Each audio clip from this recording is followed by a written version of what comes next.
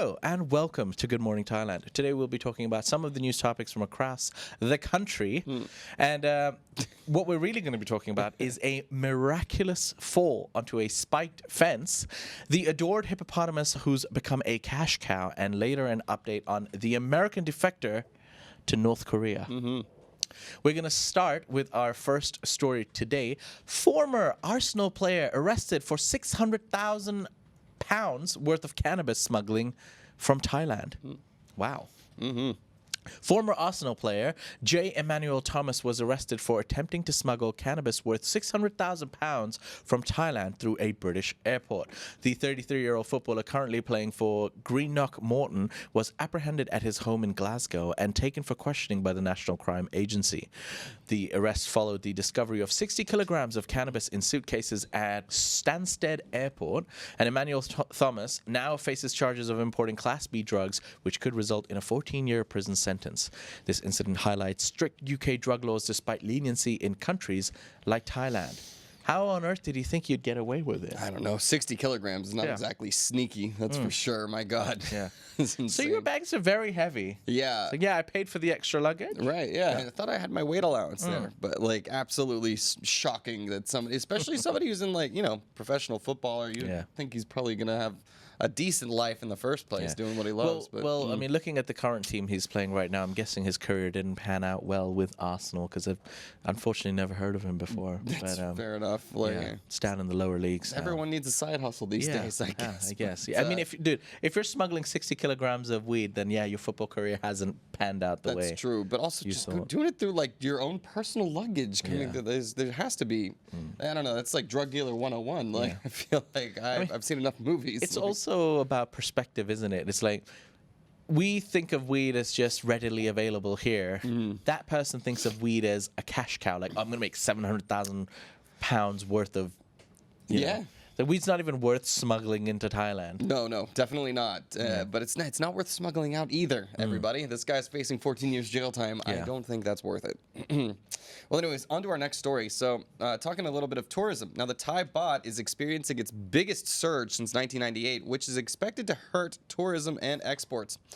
The Thai baht has surged to its highest level since 1998, the Asian financial crisis back then, posing risks to Thailand's tourism and export sectors. The baht's appreciation, partly due to a weakening U.S. dollar, is making Thai products less competitive and reducing foreign tourist spending power. Thai officials have urged the Bank of Thailand to manage the currency's volatility. The strong baht has increased production costs and imports, adding pressure to exports. The BOT plans to stabilize the currency, with further discussion expected at the Monetary Policy Committee meeting on October 16th. So yeah, this is one of those double-edged swords when a currency gains value. People are able to spend more. The Thais are able to travel more. True. They have more spending power abroad, but that's not what Thailand really needs. It's in its developing stage of its economy. So having more purchasing power by tourists and international investors means more money comes into Thailand. As the baht increases, it goes the other way. Crypto's going up. I just quickly checked my crypto and I was like, good time to invest more money. The baht's very strong, baby. So a month or 2 months ago, I made my first crypto investment. Did $1,000, paid 37,000 baht, and now it's almost 32.5. So you've lost money? No, if I bought now with $1,000, I'd only pay 32,500. Oh, because the baht's just gotten so much stronger. Okay, cool. So it's gone up. So I've lost 4,500 baht just because Thai baht is so strong. Weird stuff. But anyways, congratulations on your investments, General. Thanks, man. I dabble. All right. Crypto, bro. Yeah. No, go on. We're going to move on to our next story, which is regarding a severe rainfall in 60 Thai provinces hits 80% of Bangkok. Heavy rainfall is set to hit 60 Thai provinces, with 80% of Bangkok expected to be affected. The Thai Meteorological Department warns of potential flash floods and forest runoff due to ongoing storms, especially in the lower north, upper central, and upper northeast regions. Strong monsoon conditions and a low pressure cell near China are driving the intense weather. Rough seas in the Andaman and Gulf of Thailand are also forecasted, with waves up to 3 meters. Residents and sailors are urged to remain cautious, particularly in mountainous and low-lying areas, and avoid offshore navigation. Don't go out there in the seas. Yeah, be careful. And the flooding, it's going to be happening everywhere again. It's affecting everyone. Actually, ladies and gentlemen, I'd just like to know, Friso from Bangkok Community Health Foundation and Greg are making their way back up to the north. So we've released some media out on social media last Friday. We've released a press release again today. You can donate and get to know a bit more. We've got pictures of what they're up to there. They're making survival bags. So if you would like to donate, please check that out on thetiger.com. Yeah, Bangkok Community Help moving outside of Bangkok and doing a lot of community help elsewhere. They're all too. over to Thailand now. I mean, it's not a surprise to realize that everyone in Thailand really needs help. It doesn't matter where they are. But Yeah, for sure. Anyways, good on them. Kudos. Follow and donate if you can, everybody. Well, on to our next story. This is we have a miracle on our hands. A woman survived a fall from a building near Robinson Mall in Chantaburi. Now, the woman fell from a building near Robinson Mall in Chantaburi on September 21st at around 5 a.m. She landed on spiked metal railings, severely pinning her leg, though none of the spikes pierced her. Oh. Rescue workers and medical staff from Prapaklo Hospital worked to stabilize her before cutting through the fence to free her. She sustained cuts, bruises, and possibly a broken leg and was transported to the hospital. The cause of the fall is under investigation, and further details about the incident have not been released. She used a baller luck. Like that's How did that not pierce her leg? I have no idea. Whoa. That's what I mean by a miracle. Yeah, when you've got luck on your side. So she just divided it? I have no Just fell idea. in between? Yeah, like There's so many questions. Well, yeah, and also questions remaining. How did she fall? Yeah. The investigation is ongoing. Was she pushed? Did she jump by herself? She's the I'm not Moses entirely of sure. spikes. Yeah, she split that for sure. But whoa, like I don't know, man. I've seen too many horror movies. Wait, it to wasn't ever Moses. expect it. Who was it? Moses split the seas. Was it Moses? It was Moses. there Okay, you that's go. right. You're a Never mind. biblical scholar. All right. But yeah. Anyways, super lucky and happy that she made it all right. But very curious as to what caused the fall in the first place. Maybe we'll get some answers soon on that one. Well, talking about answers, our next story is a good one. Missing baby found safe in Nakhon, Sawan after abduction. A missing 9-month-old baby girl named Fern was found safe in Nakhon, Sawan after being abducted by Bang, a 24-year-old woman with a disability from DD Land Market in Pratnakhon, Ayutthaya. Fern's mother, Sanantika, quickly sought help through social media. A tip led police to a rented house where they found Bang with Fern. Bang admitted to taking the baby due to a personal dispute with her husband, intending to return her after a short stay. Both Bang and a friend she was visiting are now under investigation. You can't just steal other people's baby, man. Can't do that. It's called baby napping, I believe is the technical term. No, Don't do it. I'm glad that they found it. Like, I can't imagine like having your baby stolen.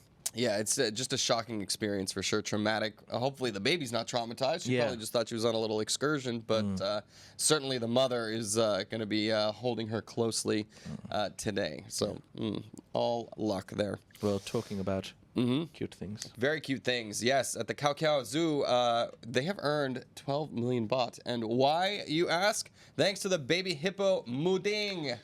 Muding has earned over 12 million baht for the zoo. Yeah. So Kheow Open Zoo has earned over 12 million baht from a surge in visitors drawn by the live stream of Muding, a baby pygmy hippo.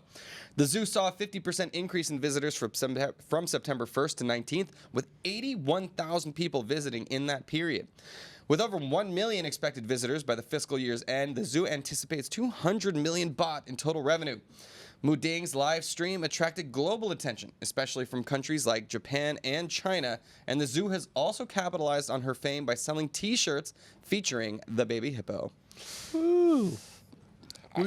Thailand's finally got its own symbol of attraction. It's the baby hippo, baby. Muding. I don't know. I gotta tell you. Pandas are no longer in the inn. Yeah, pandas out, hippos in. I don't know how I feel about this hippo though. I gotta tell you, man. Every time I see it, I'm a little It's very slimy and gooey, isn't it? Slimy Very and gooey is what I keep saying. But yeah. yeah, hey, if you're into that, then you're into that. Not to mention, I know what hippos grow up to be. I mean, Yeah, that true. terrifies me too. I feel like there's a period of time where everyone's gonna be like, oh, cute, Yeah. And then eventually they're going to be like, wait, not so cute anymore. That's the truth. And yeah, Maybe that's why they're man-eater. that's what makes them a bit more valuable, because pandas are just always cute. That's true. We got a window of time Yeah. here where Muding is A actually hippo's like in a baby. You know, Yeah. you prefer babies when they're much smaller, and then they grow old and start ignoring you. I mean, baby anything's are cute, right? Baby crocodiles, baby like That's true. they'll be cute too for a little while. But Muding, you are certainly milking that Yeah. cute phase right Milk now. it, baby, milk it. Hit it. All right. Well, ladies and gentlemen, we're going to move on to some stories from across ASEAN now, starting with Cambodia, as Cambodia exits Regional Development Pact amid protests. Cambodia has withdrawn from the Cambodia-Laos-Vietnam Development Triangle area following protests claiming the agreement favored foreign interests. Now, critics, especially on social media, highlighted concerns over land concessions near Vietnam, a sensitive issue given Cambodia's historical tensions with its eastern neighbor. Cambodian authorities arrested 66 people ahead of a planned protest, with leaders facing charges. Prime Minister Hun Manet accused opposition groups of using the issue to mislead the public and slander the government. Cambodia's government, known for silencing critics, made the decision amid growing public concerns over territorial integrity. Because that's what you think about when you think about the Cambodian government, integrity. I mean, that's what's shocking about the story, is that typically with these governments that are still leaning a little more on the authoritarian side, they don't really listen to clapbacks from the public. But in this case, they did. Yeah. So a sign of progress, I think. And I don't know, though. I'm still a little unsure what the right decision is here, because cooperation between nations, especially developing ones like Vietnam, Laos, and Cambodia for these kinds of projects, typically a good thing in developing the economies of those regions. But in this case, I don't know. There was a backlash from the public. Yeah. And I guess the government listened. Yeah. Shocking. Alex, I love a developing economy. Yeah. Who doesn't? I don't know. That's why we're here, aren't we? Anyways, moving on to our next story. This is a weird one. We're going a little further north, actually. Now, the U.S. soldier Travis King has been sentenced to 1 year for desertion after fleeing to North Korea. This is a weird one. Travis King, the U.S. soldier who fled to North Korea in 2023, has been sentenced to 1 year of confinement and dishonorably discharged from the military. King, who crossed into North Korea while on a civilian tour after leaving South Korea, pleaded guilty to 5 charges, including desertion and assault.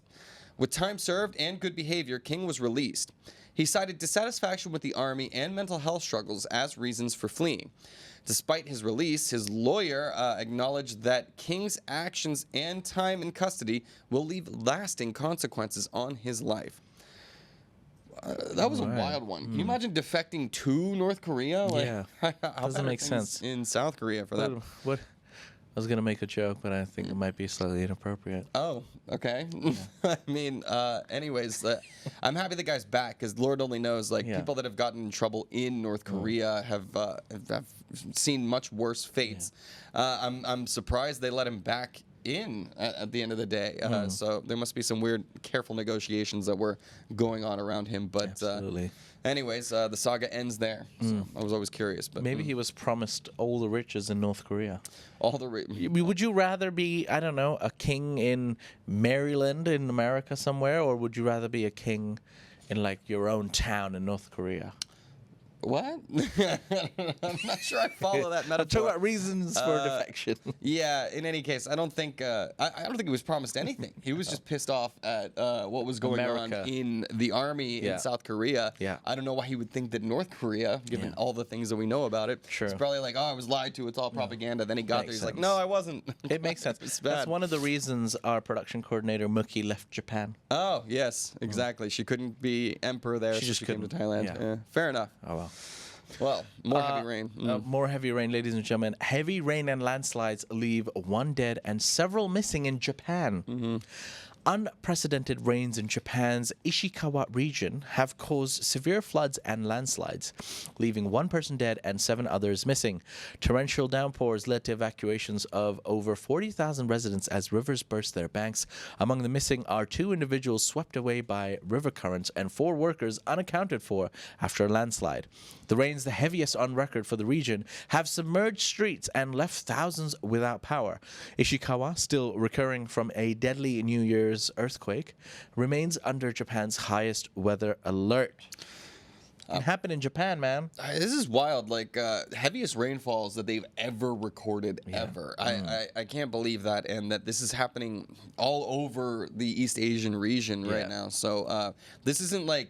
It's not typhoons. It's not like earthquakes aren't coming and destroying the infrastructure. It's just tons of rain dumping on everybody. A lot of people like to comment about the infrastructure in Thailand and other countries. Kind of, it's a bit more believable that it's happening here. But yeah, I mean, Japan's very developed. Can happen anywhere, man. Absolutely. So I don't know. Hearts go out to the families affected, of course. But hopefully, I don't know. I don't know how we deal with this changing world. Yeah, we just need to build bigger and better massive infrastructure to handle the runoff and stuff like that. We do.